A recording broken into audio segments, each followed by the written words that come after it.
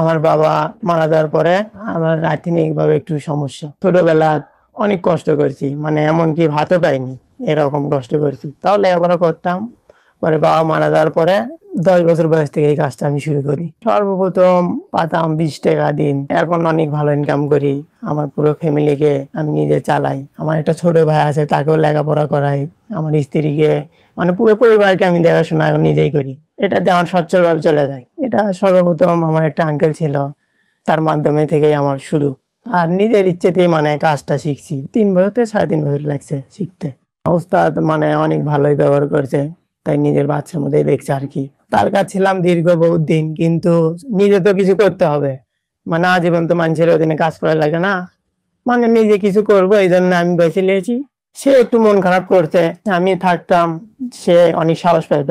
আমি চলে আসা, সে একটু মানে দুর্বল হয়ে গেছে। আমি এই গত কিছুদিন হলে বিয়ে করছি। আমি তাকে দাওয়াত দিতে গেছিলাম, বিয়ের কার্ডটা দিয়েছি তার হাতে, কার্ডটা ছুঁড়ে ফেলে দিছে। তারপরেও তার উপর আমার অতটা মন খারাপ নাই, কারণ সে মহাজন, যেহেতু সে আমাকে কাজ শিখেছে। ওখানে কাজ করতে করতে আমাকে এই দোকানের মালিকই আমাকে বলে যে, সাগর তুমি দোকান নেবা নাকি?